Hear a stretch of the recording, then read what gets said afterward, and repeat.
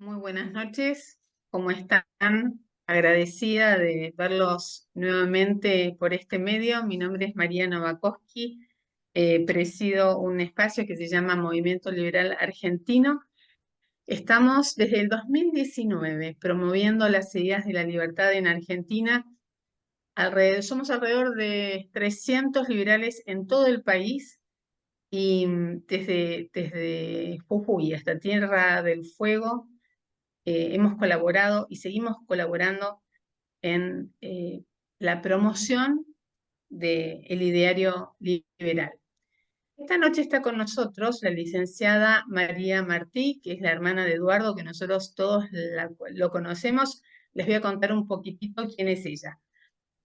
María es licenciada en Comunicación Social por la Universidad del Salvador, fue directora de comunicación de Junior Achievement Argentina y directora ejecutiva de FREE, que es la Fundación de Responsabilidad Intelectual. Es CEO y presidente del Ayn Rand Center en Latinoamérica. Muy buenas noches, María. Encantada de conocerte por este medio. Totalmente. Buenas noches, Ivonne, buenas noches, María, y todos los que están aquí. Y ante todo, bueno, muchísimas gracias por esta invitación y gracias por el interés en conocer un poco más acerca de Ayn Rand y de lo que está haciendo el Ayn Rand Center para América Latina. Así que muchas gracias. Nos encantaría que nos cuentes un poco cómo es que Alisa Sinoviana Rosenbaum llegó a los 12 años a Estados Unidos y cómo es que esta familia se escapa de Rusia y cuál era el medio en el que ella fue criada. No a los 12 años, en realidad a los 21 años. Mm, Alisa Sinovievna, como decís bien, renuncia, que es complicado, Rosenbaum, conocida como Ayn Rand, nació en 1905 en lo que era el Imperio Ruso y vive a los 12, a los 12 años vive lo que es la revolución bolchevique. Vivía en una familia burguesa, judía, el padre tenía un buen pasar, el padre tenía una farmacia, una gran farmacia en San Petersburgo, y cuando viene la revolución bolchevique les confiscan todas sus propiedades y los dejan prácticamente en la calle. Como ocurrió no solamente con ellos, sino con todas las familias que consideraban burguesas y que tenían ciertas propiedades en la Rusia anterior a la revolución, digamos. Vino el gobierno de Stalin y le sacó prácticamente todo. ¿Qué hacen ahí? Se van para Crimea durante un tiempo para que ella pueda estudiar, para que pueda hacer su secundaria. A los 12 años deciden volver a lo que en ese momento era Petrogrado, ya no es San Petersburgo, sino Petrogrado. Y ella es una chica sumamente inteligente, brillante, y empieza a ver las consecuencias que esta revolución bolchevique estaban teniendo en las vidas de las personas. Vieron cómo este colectivismo, esta falta de respeto hacia las libertades de las personas, esta falta de respeto hacia la propiedad de las personas, cómo afectaban las vidas de no solamente de la burguesía, sino también de cómo afectaban la vida de las personas que también menos tenían, es decir, cómo estaban afectando todas las vidas de la gente nacida en la Rusia en la Rusia anterior a la Unión Soviética. Era muy pequeña, si todavía no podía hablar de estoy a favor del individualismo y del colectivismo, pero fue desarrollando un espíritu muy individualista desde chica, dándose cuenta de la importancia del individuo frente al colectivo y que de alguna manera el colectivismo era un pretexto para ciertos grupos para alcanzar el poder y poder dominar al resto de la gente y no respetar sus derechos individuales. Todavía no conocía el concepto de derechos individuales, pero claramente se daba cuenta que el hecho de que viniera alguien y te confiscaran tu propiedad, el hecho de que alguien te viniera a decir qué podías estudiar o qué no podías estudiar, todo eso o dónde podías viajar o dónde no podías viajar o qué podías hacer con tu vida, representaba limitaciones, algo que ella consideraba que tenía que ser completamente sacrosanto, en el sentido no religioso, pero en el sentido de que tenía que ser algo sagrado. Logra entrar en la universidad a estudiar historia, ella quería estudiar historia pero después se enamora del cine. Ella había, digamos, tenían posibilidades de ver películas americanas y le gustaba mucho toda esta cosa del espíritu americano, de este sentido de vida americano. También admiraba muchísimo las novelas de Víctor Hugo. Le gustaba un poco la literatura, pero también le gustaba el cine. Y luego de estudiar historia, también se mete en artes cinematográficas para estudiar en la Revolución Soviética cómo escribir un guión, cómo escribir historias. Dentro de, como venía de una familia burguesa, ya no eran burgueses, ya tenían realmente, se les complicaba a veces conseguir la comida del día, pero por haber pertenecido a una familia burguesa, en un momento la purgan de la universidad, la echan de la universidad, pero finalmente, bueno, a través de un movimiento de unos extranjeros que habían pedido que, bueno, que los dejaran continuar estudiando, finalmente puede terminar su carrera de historia. Pero tenía un espíritu bastante rebelde en el sentido que no era una persona que se iba a callar. Si ustedes, no sé si alguno de ustedes ha leído lo que fue su primer novela, Los que vivimos, We the Living, es su primera novela y es lo más parecido a una autobiografía de todas las novelas que escribió, que cuenta justamente la historia de una joven, Kira, en medio de esta revolución bolchevique, que quiere estudiar ingeniería, que tiene sueños con crear puentes, con construir edificios, y cómo la vida de ella, de su familia, de la gente alrededor de ella, se va destruyendo, se va limitando, se va apagando justamente por este colectivismo opresivo que no los dejaba prácticamente vivir. Y en esa novela trata de representar un poco lo que fue su vida, pero lo que ocurría tanto con Kira en la novela como Ayn Rand, en ese momento todavía Lisa en su vida real, era que permanentemente estaba diciendo lo que ella pensaba, que era completamente contrario a lo que el régimen estaba tratando de imponer. Y los padres se dieron cuenta, esta chica la van a terminar matando, porque ya había purgas, había asesinatos, te mandaban a Siberia y no aparecías nunca más. Y dijeron, bueno, este va a ser el destino de esta chica, salvo que consigamos que se vaya a otro lado. Y como tenían unos parientes en Chicago, lograron, no sé exactamente cómo, conseguir una visa supuestamente por estudio por algunos años para que pudiera viajar a visitar a sus parientes en Chicago. Lo cual hizo a los 21 años, se fue para Chicago, pero ya sabiendo que no iba a volver nunca más a la Unión Soviética, ya se despidió de sus padres, sabiendo que no iba a volver más y posiblemente que no iba a poder volver más a su familia. Así que también imagínense un poco lo que implica eso para una chica de 21 años, decir, digo adiós a todo mi pasado, a mi familia, y me voy a un país que ella adoraba ya Estados Unidos, quería irse a Estados Unidos, pero no tenía la más remota idea del idioma, no sabía lo que le iba a suceder, no conocía a sus parientes, es decir, es duro. Pero bueno, agarró sus valijas, se fue a Chicago por un tiempo e inmediatamente, después de aprender lo básico de inglés, se fue para California. Porque su primera intención es, quiero escribir guiones, quiero estar en el mundo de los films, de las del películas, de cine. Hollywood. Exacto. Y tuvo la suerte que se cruzó en Hollywood con un director muy conocido, posiblemente le suene, ya Cecil B. DeMille, que es uno de los grandes directores de cine de Hollywood de los años 1920 y pico, y le cayó bien esta rusa que hablaba con un fuerte acento ruso que nunca lo perdió en toda su vida, y ella le dijo su pasión por el cine y por las películas, y la puso a corregir guiones y a hacer de extra de cine en algunas películas.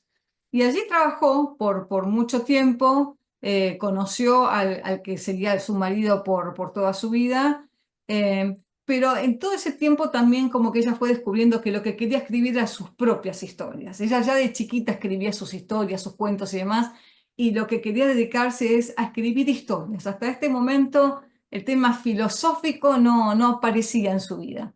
Quería escribir historias. Y bueno, adelantándonos un par de años más digamos, para hacer un fast forward, digamos, escribe su primer novela, que es justamente la que les comentaba, We the Living, Los que vivimos, en donde cuenta justamente la vida. Se la súper recomiendo, es muy dura, pero uno puede entender el tipo de opresión, de sensación de agobio, de claustrofobia que uno puede sentir en un régimen así. Nosotros nos quejamos en Argentina, pero eso era mucho, mucho peor. Eh, y escribe esa novela que de entrada obviamente no tiene mucho éxito. Piensen que Estados Unidos, si bien ella adoraba a Estados Unidos y demás, ella lo que veía, que Estados Unidos estaba coqueteando con las ideas socialistas. Estados Unidos estaba como importando intelectuales, profesores de universidades con corte muy socialista, con corte muy colectivista, postmodernista también enseñar, y se daba cuenta, su miedo era: me vengo a este país de la libertad y del respeto de los derechos individuales para que estén enseñando a nuestros alumnos cómo acabar con todo eso. Ella estaba preocupada por la tendencia que la intelectualidad en Estados Unidos estaba, el curso que estaba tomando y lo que le podía llegar a deparar a Estados Unidos. Ya si ustedes ven, si ustedes leen Los que vivimos, van a ver ya que hay elementos filosóficos de lo que finalmente terminaría siendo su sistema filosófico que crea, que es llamado objetivismo, pero ya hay una fuerte posición frente a lo que es la importancia del individuo frente al colectivo, la importancia otra vez, de respeto a las libertades, a la propiedad, la importancia de respeto a que cada ser humano tenga derecho a su propia vida y a elegir el camino que quiere para su propia vida.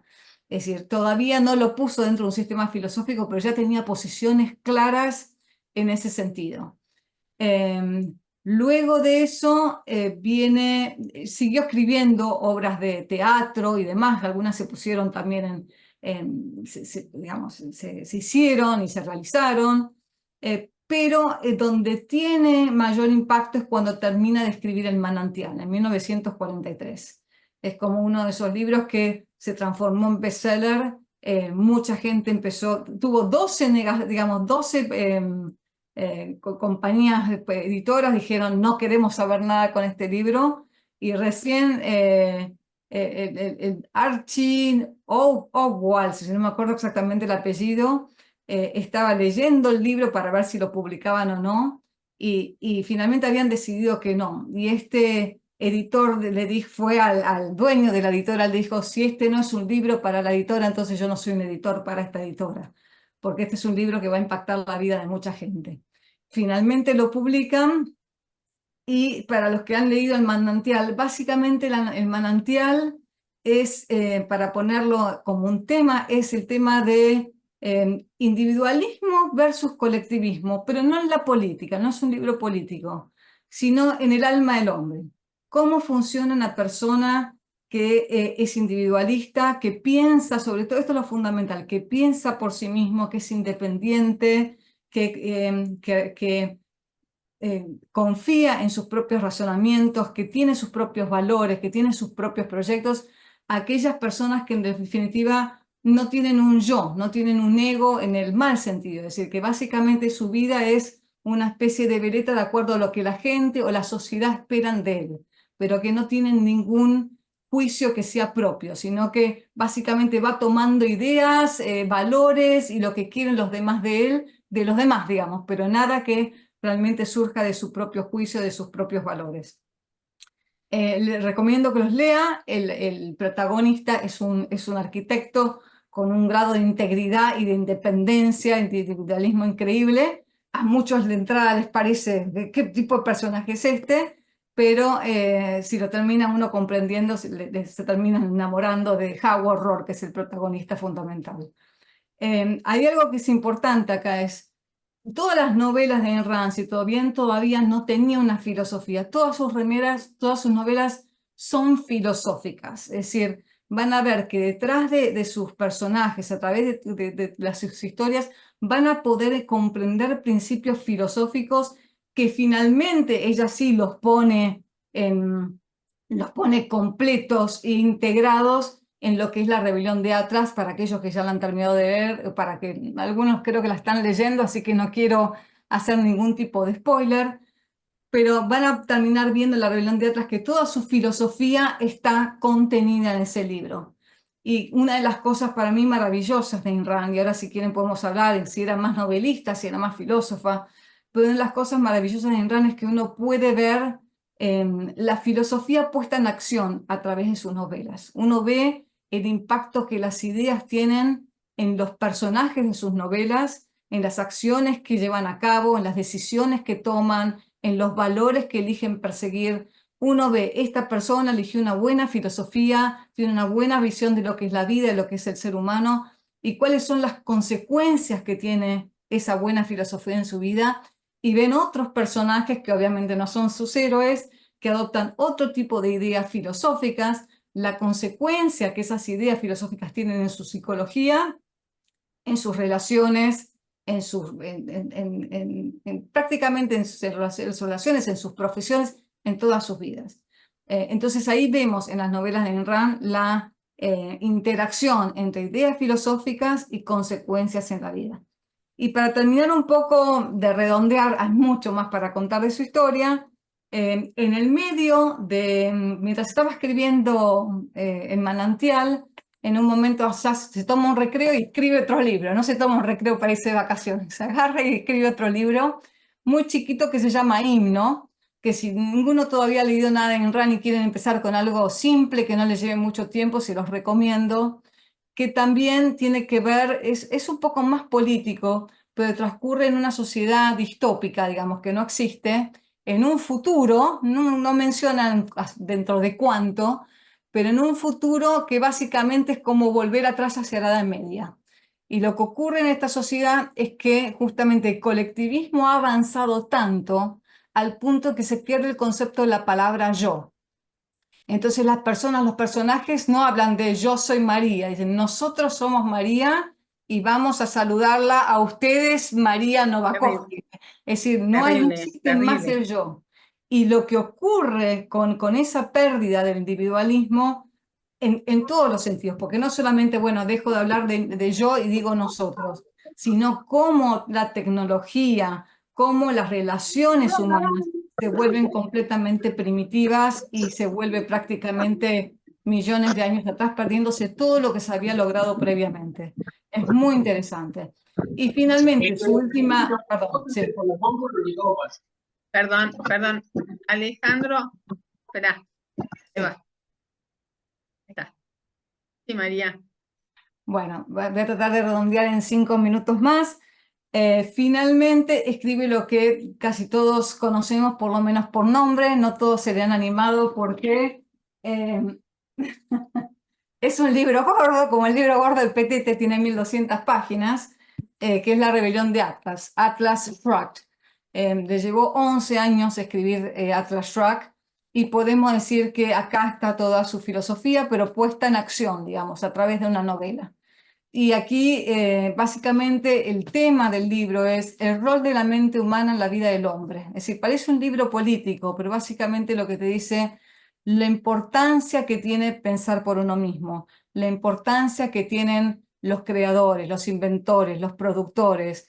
Un poco lo que, volviendo un poco, si quieren hacer una relación con Milei, estas cosas que dijo Milei, los empresarios son unos héroes, los empresarios son aquellos que nos hacen nuestra vida mejor.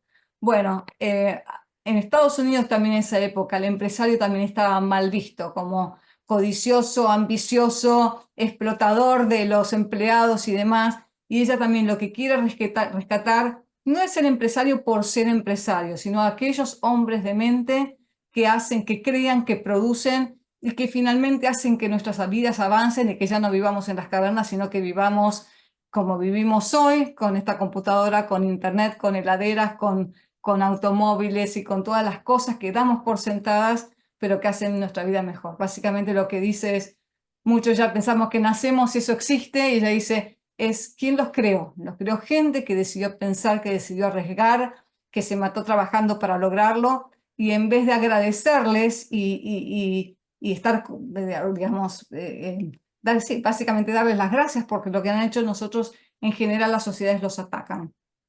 Y es la historia de qué ocurre, no quiero contar mucho, qué ocurre cuando esos hombres de mente empiezan, no mágicamente, ya van a saber por qué, empiezan a desaparecer de la sociedad. ¿Qué le pasa a una sociedad cuando los hombres de mente deciden retirarse? Es una obra buenísima, muchas personas que lo leen dicen, estoy viviendo, esperamos que ahora Argentina vaya a estar mejor, pero la gente lo leía así, esto es Argentina, y cuando alguien lo leía en Brasil decía, esto es Brasil, y esto es Perú, y esto es básicamente lo que ocurre en América Latina, pero uno empieza a entender por qué ocurre eso. Y termino con esto, para dar lugar también a un poco de conversación y preguntas, es una de las cosas que Ayn Rand, mucha gente decía, bueno, ¿cómo fue que Ayn Rand escribió en el año 50 y pico un libro que describe tan bien lo que es la actualidad hoy en Argentina y en los países de América Latina? Y ella lo que sostenía es que esto no es casualidad, sino que es causalidad. Ella decía, cuando ciertas ideas filosóficas imperan en una sociedad, no puede existir otras consecuencias económicas y políticas que estén basadas en esas ideas filosóficas. Es decir, si vos tenés ideas filosóficas que abrazan el colectivismo, el sacrificio, el altruismo, que para ella era algo malo, si bien lo podemos discutir después, pero esta idea de que lo importante es la sociedad y que tenemos que sacrificarnos por la sociedad, pero que no tenemos derecho a nuestra propia vida y a nuestros sueños y demás, eso va a dar como consecuencia un sistema político cuyo gobernante te diga, te le saco a uno para darle a otro, lo que importa es la sociedad, la propiedad de cada uno, no, eso es algo egoísta, no hay que respetarlo. Es decir, responde la política a las ideas morales, a las ideas filosóficas de una sociedad. Y la economía es parte también de la política. Entonces, lo que ella sostenía es, mientras no se generen cambios a nivel filosófico, no vamos a ver, que serían como la base del iceberg, no vamos a ver cambios en la punta del iceberg, que es la parte económica y la parte política.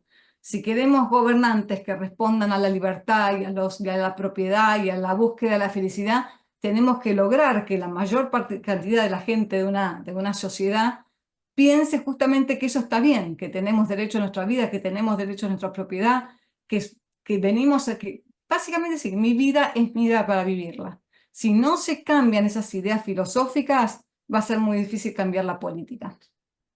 Y por eso básicamente también en el 2019 empezamos con el Ayn Rand Center para América Latina.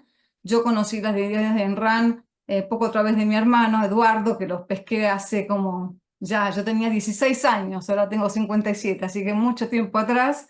Pero cuando tenía 16 los pesqué a él leyendo este libro en un rincón apasionado.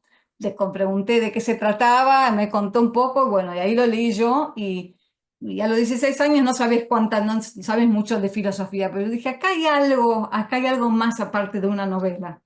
Y me fui enamorando de sus ideas, leí toda su ficción, leí toda su no ficción, porque una vez que terminó esta novela se empezó ella a dedicar a terminar de darle forma a este sistema filosófico que es objetivismo, escribiendo su posición en las distintas ramas de la filosofía, en metafísica, en epistemología, en ética, en política y en estética, conformando este sistema que formalmente llama objetivismo, pero ella decía que informalmente llamaba una filosofía para vivir en la tierra, porque ella lo que decía es, la filosofía no sirve para que tres locos en una torre de marfil estén hablando de ideas abstractas que no tienen nada que ver con la vida, sino que la filosofía tiene que servir para vivir una buena vida como ser humano, para poder vivir la mejor vida posible como un ser humano. Y básicamente armamos este centro porque pensamos justamente en la importancia de ese cambio filosófico en América Latina. Entonces, a través de cursos, a través de conferencias, a través de concursos de ensayos, etcétera, de distintos programas que tenemos, lo que tratamos es de promover la lectura de las obras de Ayn Rand, el estudio del objetivismo y que la gente lo aplique para su propia vida y al mismo tiempo que lo use para esta batalla de la libertad. Como decían bien antes que comenzamos al principio, hay que defender la libertad no solamente desde el punto de vista económico y político, sino desde el punto de vista moral, porque es el mejor sistema moral que nos permite a todos como seres humanos vivir una mejor vida. Así que en esa lucha estamos, es como decía Ayn Rand, una mente a la vez. No es algo a corto plazo, ni es algo simple, pero en algún momento hay que pensar y en eso estamos. Así que ese es un poquito Fantástico. un breve María, resumen de todo, sí. me quedo con parte de tu exposición y quería traer un punto que leyendo la obra de Ayn Rand me quedó pendiente en función, Mm, yo trabajo en educación al igual que Ivonne, y dije, bueno, esto lo voy a traer para compartirlo con María, que me interesaría saber cuál es su visión. mm, Bueno, Ayn Rand pensaba que el motor en el desarrollo personal y colectivo dependía del interés propio, ¿cierto? Yo no sé si estás empapada de lo que sucede en educación en nuestro país, especialmente en Capital Federal, pero si no estás al tanto, en 2 minutos te ponemos al tanto. Para que tengas una idea, cada 100 chicos, solo 13 se recibe en tiempo y forma Mm. y cada 30 chicos que están en segundo año de un colegio secundario, el 25% entiende lo que lee o lee y menos del 15% puede comprender enunciados para resolver em, para operaciones básicas más matemáticas. Así estamos. Mi pregunta específica es, ¿consideras que esto se trata de falta de interés propio en los chicos o si esto se debe a una falta de estimulación temprana o sobreestimulación con los medios informáticos? Eh, un poco complicado generalizar, ¿no? Pero evidentemente los porcentajes están diciendo algo, que hay un problema claro en el tema de educación. No creo que tenga que ver con una falta de interés propio de los chicos. Yo creo que los chicos en gran parte nacen bien, nacen con esa curiosidad de saber, absorben todo como esponja, investigan todo, tienen esa idea de que no me digas cómo lo hago, yo quiero hacerlo yo mismo. Es decir, los chicos nacen con esa idea de qué es este mundo que me rodea, quiero conocerlo, quiero controlarlo, quiero poder conocer de él. Yo creo que el problema es el sistema educativo que tenemos en Argentina.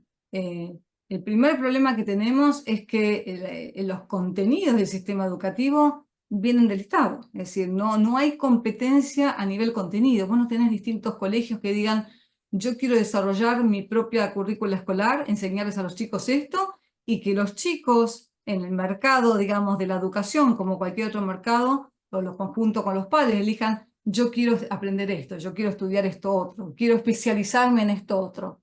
Hoy viene todo un programa educativo desde el gobierno, en donde te dicen qué es lo que tenés que estudiar, e incluso los colegios privados. No sé en qué porcentaje pueden tener cierta libertad para elegir sus contenidos, pero gran parte de los textos y de los contenidos que tienen que seguir vienen también del Estado. Entonces, por un lado eso, es decir, los contenidos vienen, no hay competencia, no podés mucho elegir. Después, yo creo que hay dos cosas. No es que he estudiado el tema educativo en profundidad, pero sí hay dos cosas que creo que no han evolucionado. Es decir, así como vemos que la tecnología evoluciona permanentemente, da la sensación que el sistema educativo, esto de que los llegan los chicos al aula, tienen que levantar la mano, se sienten todos en líneas, tienen que contestar en los exámenes exactamente lo que el profesor les dijo. eh, que de alguna manera se beneficia más en la obediencia que el cuestionamiento. Yo fui al colegio en Argentina, mis hijos han ido al colegio en Argentina y no veo un entrenamiento en desarrollar juicio crítico, en analizar, investigar cosas, en salir y tener experiencias afuera y armar un ensayo sobre lo que viviste. Es decir, te enseña el profesor esto y lo tenés que repetir. Y eso que te enseña el profesor está entrenado. Bueno, el gran entrenador, educador, fue Paulo Freire también, que viene toda una agenda socialista y demás en el sistema educativo argentino y de toda América Latina, más que el Estado te dice lo que tenés que aprender. Esa combinación, y puede haber más variables y más factores que por ahí ahora no se me ocurren, ¿no? Tampoco los he analizado, pero creo que mata cualquier sentido de la Iniciativa. curiosidad y del interés. Y el chico no ve, preguntale a cuántos chicos les gusta ir al colegio y vas a ver que de 100 con suerte te levanta la mano uno, porque no ven cuando vos disfrutas de algo, cuando decís, esto me va a servir para algo que a mí me gusta en la vida, esto me va a servir para no sé, tomar mejores decisiones, para poder poner un pequeño emprendimiento en la esquina, me sirve para mi vida, para tomar mejores decisiones, para tomar mejores acciones. Cuando el chico no ve esa relación, porque te hacen repetir algo que no te hacen pensar, ¿por qué estoy aprendiendo esto? ¿Para qué me sirve esto? Y muchas veces también lo que te dicen es, vos no piensas, repetí. Entonces te dejan de promocionar la idea de la imaginación, la idea de que podés confiar en tu propio cerebro, que tu cerebro es una herramienta útil para usar. Eso es un tema muy importante en la filosofía Ayn Rand, que te dice, tenés una razón, es tu instrumento de conocimiento, tu instrumento para crear, para descubrir, es lo mejor que tenés como ser humano, usalo para tu propia vida, para perseguir tus sueños, para conseguir tu felicidad. Eso en el colegio, que es donde te tienen que enseñar a usar la cabeza de manera efectiva para que te sirva para tu vida, no te lo enseñan y no te muestran la relación entre pensar efectivamente y el éxito en la vida. Simplemente tiene éxito en el colegio el chico que repite.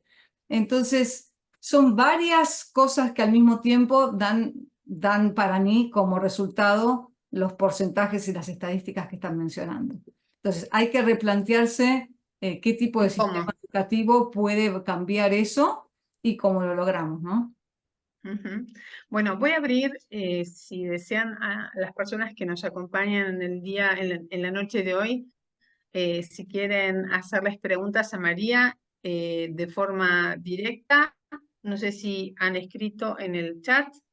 Lo único que les pido es que levanten la mano, por favor, ¿sí?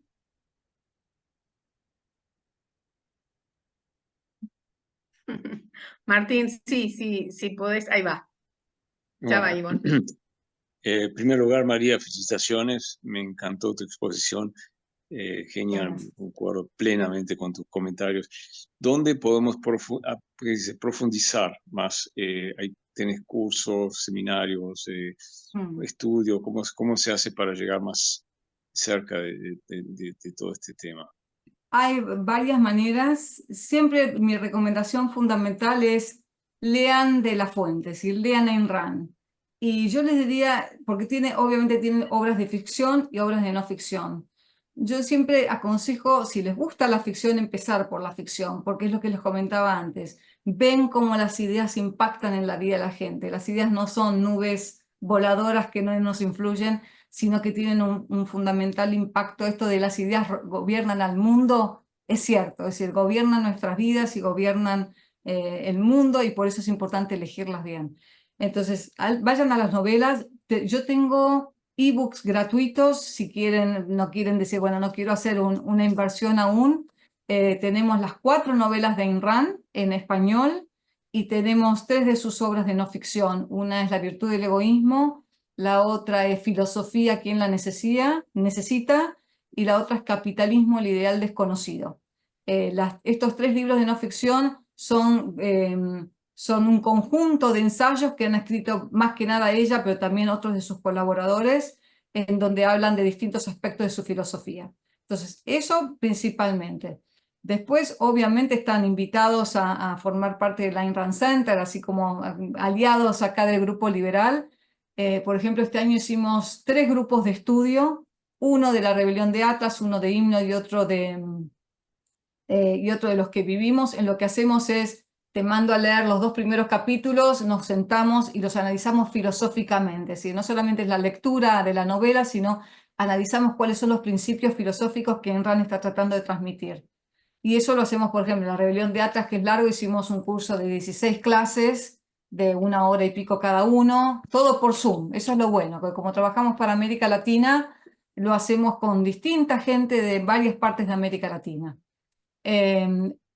Hicimos lo mismo con el Manantial, 15 clases, con Los que vivimos 8, con Himno 4 clases, pues mucho más cortito. Y después, por ejemplo, tenemos un curso donde analizamos 10 ensayos de Ayn Rand por año. Entonces tomamos algunos ensayos de los libros de no ficción y los analizamos. ¿Qué es lo que quiso decir? ¿Qué se refiere a Ayn Rand por derechos individuales? ¿Cuál es la diferencia de la concepción de Ayn Rand de los derechos individuales respecto a la de Locke o la de Milley o la de... Vamos analizando y vamos tratando también de traer esos conceptos a la realidad actual, ¿no? ¿Cómo podemos analizar la realidad actual a través de esos principios filosóficos que Ayn Rand explica en estos ensayos? Tenemos varios de esos cursos que nos pueden escribir y les mandamos la información de todo, cuáles son los que inician, nos pueden seguir en las redes, en donde ahí también anunciamos todo. Estamos en Instagram, en Facebook, en el canal de YouTube. ¿Qué otra red social hay? En Twitter también, en Twitter, el X, para ese ya lo usamos un poco menos, más política. Y después hacemos cada 1 o 2 años, estamos haciendo una conferencia grande en América Latina. El año pasado, en abril, perdón, este año, hicimos una En abril. conferencia con 400 personas ahí en Paseo de la Plaza, que salió muy bien. Vino nuestro presidente también, estuvimos charlando y entrevistándolo ese día. Y básicamente traemos intelectuales objetivistas, digamos, que representan la filosofía de Ayn Rand, tanto de Estados Unidos. En Estados Unidos se llama el Ayn Rand Institute, que es como la organización que tiene ya hace 35 años este trabajo, y yo trabajo muy de la mano de ellos. Traigo sus intelectuales, otros intelectuales de América Latina, y exponemos un poco los distintos aspectos de la filosofía de Ayn Rand. Así que hay muchas maneras de involucrarse más, pero pueden empezar leyendo directamente la fuente y yo les puedo acercar perfectamente los ebooks para que puedan leerlos. Con placer. Ivonne, muchas gracias. Gracias, María. Felicitaciones, María. Muy clara, amena, realmente Muchas gracias. iluminadora tu disertación. Me gustó esto de que los personajes de ella son como ideas en movimiento. Eso me surgió, ¿no? Como ideas en acción. A mí todo lo que sea acción me seduce.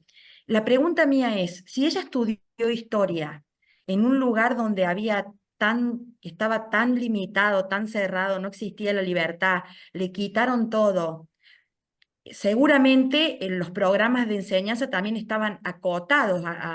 ¿Cómo pudo despertar ella a los 12 años, más allá de que le quiten todo, que te da como una bronca, reacción, rebelarte, como lo dice el título de su obra maestra, tan fuerte en ella? Eso es lo que me impacta. Si Gracias. tuviera la respuesta a eso y si tuviera la receta, todos seríamos Ayn Rand, ¿viste? Empezaríamos a vender la receta en las farmacias. Yo Sí. creo que era un genio, simplemente creo que era un genio y que era hiper curiosa. Es decir, desde los 4 o 5 años se estaba preguntando preguntas filosóficas que por ahí ella en ese momento no sabía ni que eran preguntas filosóficas, pero tratando de descubrir siempre lo que había detrás de lo que estaba detrás, es decir, tratando de encontrar los principios de las cosas. Y otra cosa que era fundamental, nunca se daba por vencida hasta no encontrar esa respuesta. Por ahí veces se equivocaba, volvía a decir, ella fue como evolucionando en su filosofía. Básicamente tenía ciertos principios, estos de individualismo, de que el ser humano tiene derecho a su vida, esta idea romántica en la estética, ¿no? De que el ser humano puede ser un héroe y que la vida puede ser una aventura, algo maravilloso para vivir. Tenía una visión muy positiva en ese sentido de las posibilidades del ser humano, las posibilidades de la vida, pero al mismo tiempo tenía esta permanente curiosidad que a veces por ahí lo llevaba hacia un camino. Por ejemplo, en un momento le gustaba un poco Nietzsche, después se dio cuenta que tenía algunas frases de Nietzsche que le gustaba, pero que su filosofía era muy contrapuesta a la de Nietzsche en el 90% de los aspectos, pero fue, digamos, como descubriendo su propia filosofía, haciéndose preguntas y buscando sus respuestas. Tomó mucho de Aristóteles. Ella, el único filósofo que reconoce como una gran influencia en su vida es el Aristóteles. Por ende, también toma cosas de Santo Tomás de Aquino. Ella es atea, es decir, no es religiosa, y entonces no toma la parte religiosa. Y después coincidía, por ejemplo, con toda la escuela más adelante, ¿no? Ya estamos hablando de la Escuela Austríaca de Economía. No coincidía necesariamente con su parte filosófica, pero sí con sus ideas económicas. Pero volviendo a tu pregunta, yo creo que había algo dentro de ella. Es decir, obviamente era una chica típica, era brillante, estaba adelantada 3 años en el colegio, es decir, era una mente especial. Claro, claro. Y la supo cultivar ella misma. Entonces, si bien por ahí lo que aprendió en la universidad o en el colegio, ella siempre decía que se sentaba atrás en el colegio y se aburría y escribía sus historias.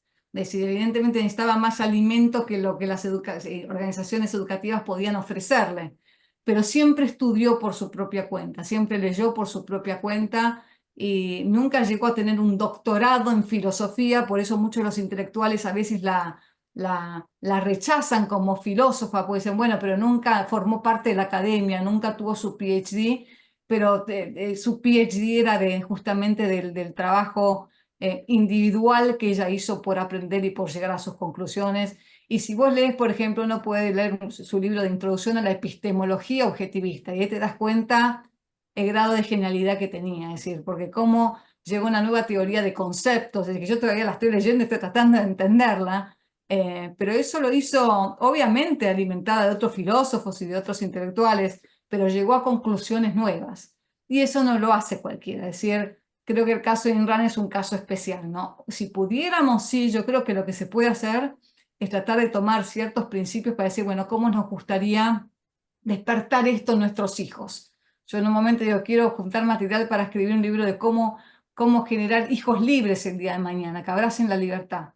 Y ella escribió, les voy a recomendar este ensayo, ella escribió un ensayo llamado Los comprachicos, que te dice cómo justamente los sistemas educativos, en vez de despertar la curiosidad, las ganas de aprender, el pensar por uno mismo, te van atrofiando la mente de la misma manera, y pone el ejemplo de unos niños, no me acuerdo en qué época, que los metían en ciertos envases para que no crecieran, así cómo los terminaban atrofiando para que finalmente fueran payasos del rey y demás. Pues el sistema educativo hace lo mismo, pero con la mente, los chicos.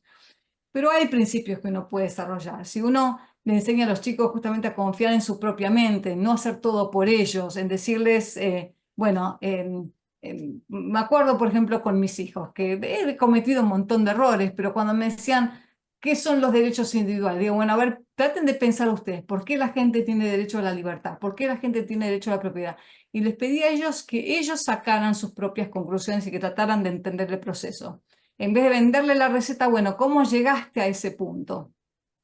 El hecho de estimularlos, de cultivar que ellos puedan generar su propia autoestima, y en un contexto donde si se equivocan no tratarlos de idiotas o no decirle, vos no sabés nada, lo hago yo por vos. Es decir, cultivar su autoestima, cultivar su curiosidad, cultivar la idea de que su mente funciona, que ellos pueden aprender y que tienen que confiar en ellos. Cultivarles la idea de que El cuestionen respeto. hasta que lo que les dicen los maestros, cuestionenlos, pueden llegar a la misma conclusión que ellos, pero tienen que llegar ustedes a esa conclusión. Eso incentiva, y creo que se vive mucho desde la casa. Obviamente el colegio ayuda, pero las casas contribuyen muchísimo a eso Es también. verdad, lo que vos decís lo dice Tony de Melo, que hay que cuestionarse todo, que creo que es un religioso, un filósofo. Y otra cosa importantísima que considero, y te agradezco la respuesta, es que los chicos debieran estudiar filosofía desde niños. Hay Sí, filosofía para niños y es totalmente, sí, importantísimo. Yo tuve la totalmente. bendición de ser formada en filosofía por mi abuelo. Éramos 3 hermanos y la única que lo escuchaba fui yo. Y a Mm. mí me ayudó a ser feliz en la vida, saber Te filosofía. ayuda a pensar bien, te ayuda a hacer las preguntas correctas y a tratar de encontrar, por lo menos tratar de encontrar las respuestas correctas. Exacto. Pero Gracias, María. y te activa la mente. Y lamentablemente yo me acuerdo, yo tuve filosofía en el colegio y en la universidad, y ahora muchos de los colegios han quitado la materia. Pero es la ciencia, es la madre de las ciencias, es decir, no es que es gente divagando hablando de cualquier cosa. Podés encontrar conocimiento, podés encontrar respuestas que te sirvan para tu vida. Muchas gracias. Mm. No sé si alguien más quiere hacer una pregunta. Yo quiero hacerte una pregunta que está en las antípodas de lo que venimos hablando. Juan Pablo, ¿vos querés hacer una consulta? Carnats, Juan Pablo Carnats, ¿no? ¿Sí? Tenés que destrabarte. Si querés Espera, a ver. Acá alguien había preguntado algo de Hobbes y demás. Por ahí vale la pena aclarar un minuto cuál es la posición de Ayn Rand frente a la política, porque como Sí. política también es una rama de la filosofía. Ayn Rand creía que el capitalismo era el único sistema moral, entendiendo por capitalismo el sistema que reconoce y garantiza el respeto por los derechos individuales, siendo estos libertad, propiedad, vida, propiedad, libertad, y la búsqueda, esto que hablaban un poco los padres fundadores, la búsqueda de la libertad. En donde nadie tiene el derecho a iniciar, no a responder, sino a iniciar el uso de la fuerza contra los demás.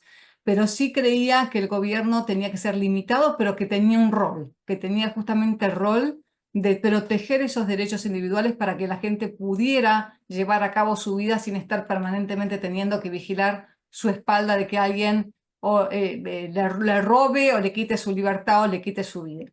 tenía un rol restringido para el gobierno, básicamente policía, defensa y justicia, pero consideraba, ella, cuando mencionaste libertaria, ella no se llamaba nunca libertaria, porque ella relacionaba un poco el libertarianismo con el anarquismo. Hoy hay libertarios de todo tipo, hay quienes consideran que el gobierno tiene un rol, hay otros que son más anarcocapitalistas, que no creen que el gobierno deba tener un rol. Ella no se llamaba libertaria, sino justamente objetivista por eso, pues decía que el gobierno tiene un rol. Y los libertarios en Estados Unidos tendían en ese momento por lo menos a ser más anarquistas. Hago la última pregunta que no tiene nada que ver con lo que estamos hablando, pero siendo mujer y una mujer romántica es que es que te la hago. Tiene que ver con la visión de Ayn Rand sobre el amor. En la novela El manantial, el personaje principal, Rourke, le expresa a Dominique: te quiero tan egoístamente como el hecho de existir, tan egoístamente como mis pulmones respiran el aire.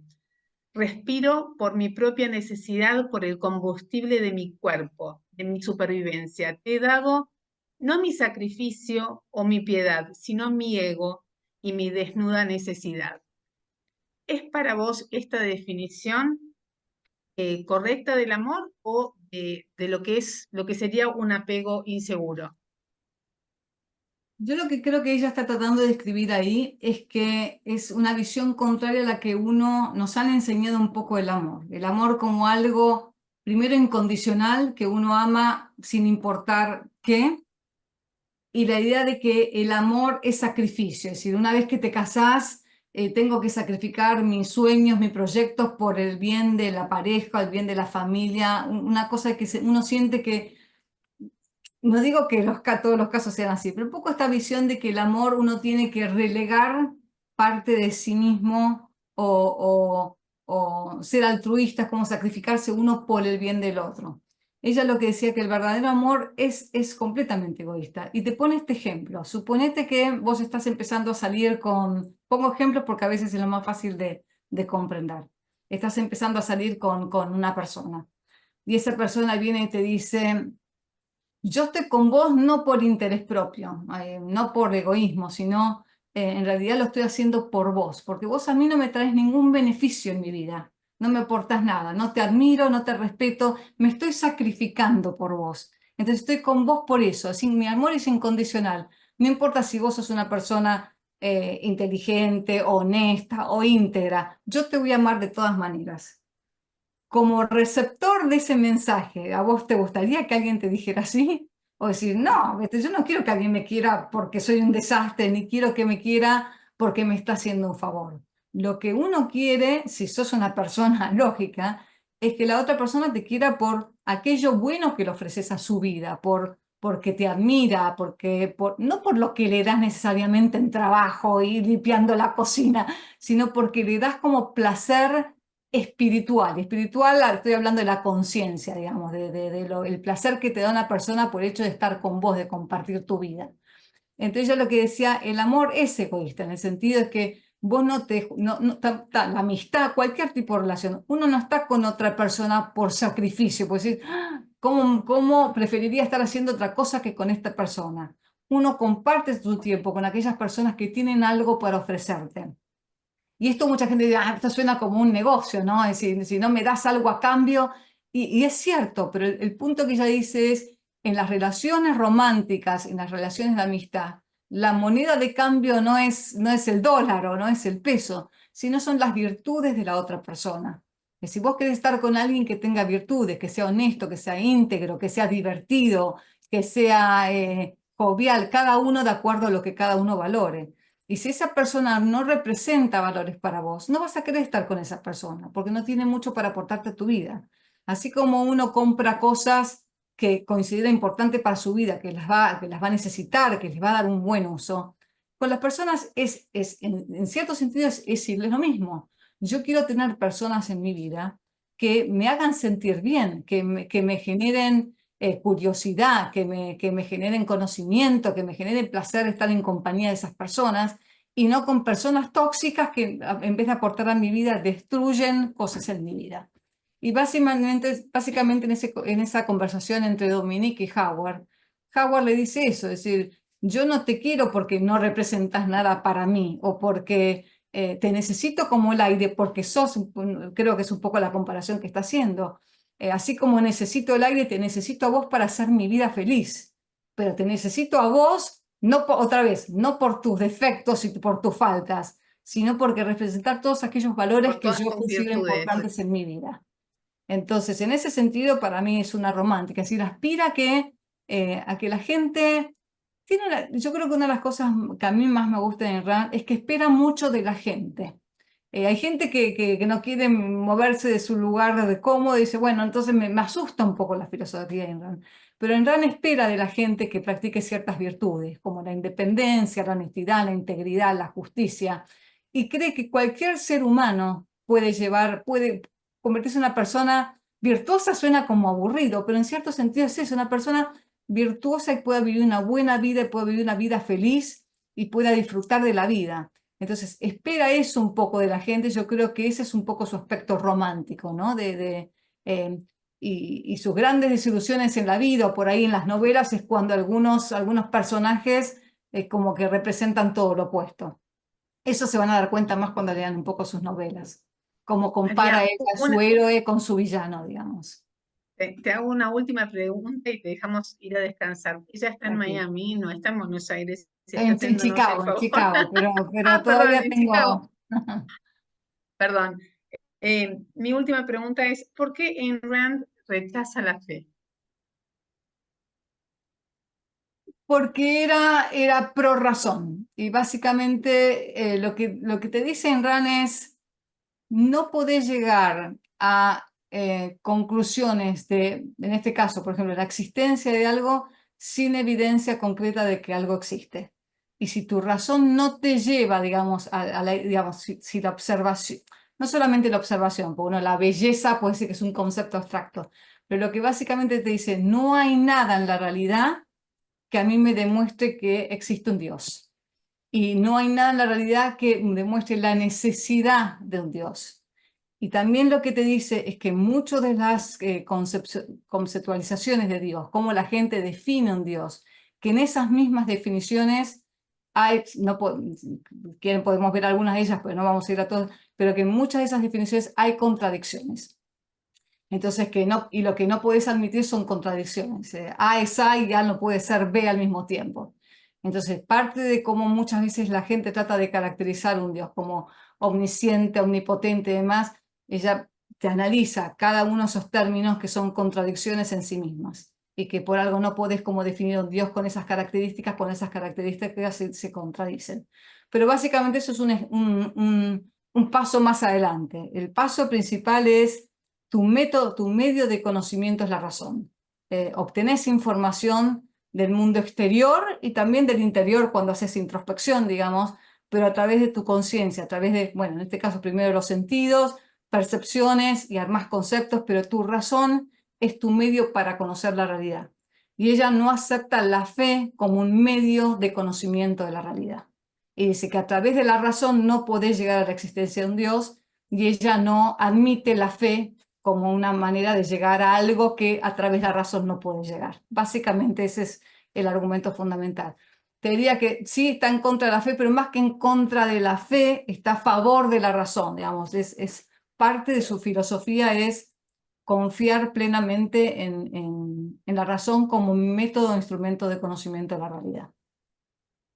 Bueno, muchísimas gracias por haber compartido tu tiempo con nosotros. Sabemos de el esfuerzo que estás haciendo por estar a esta hora presente y con una agenda tan apretada, tan apretada. No va a ser la última vez que te vamos a convocar, María.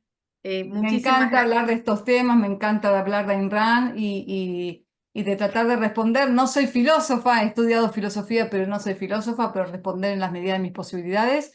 Así que, encantada de haber compartido este tiempo. Y a todos aquellos, por ahí a través del mismo canal de WhatsApp que armaste, María, pero todos aquellos que quieran recibir los libros de los ebooks gratuitos de Ayn Rand, me pueden mandar un mensajito ahí quizás y yo les mando por mail los códigos de los libros sin ningún problema. algo vamos a armar, no te Ok. preocupes, porque siempre estamos con Eduardo pensando en cómo desde Argentina poder construir juntos. Así que muchísimas gracias nuevamente. Un placer. A todos Gracias a los todos por acompañarnos. A todos los presentes, bueno, quiero decirles que esto está siendo grabado, seguramente después los vamos a compartir en los distintos grupos. El día 26, de forma presencial, vamos a tenerlo al doctor Ricardo López Murphy en el Palacio Paz para hablar sobre las reformas pendientes para que se concreten las condiciones para las inversiones en Argentina. Así que desde ya, muchísimas gracias y un beso a todos. Muy buenas noches.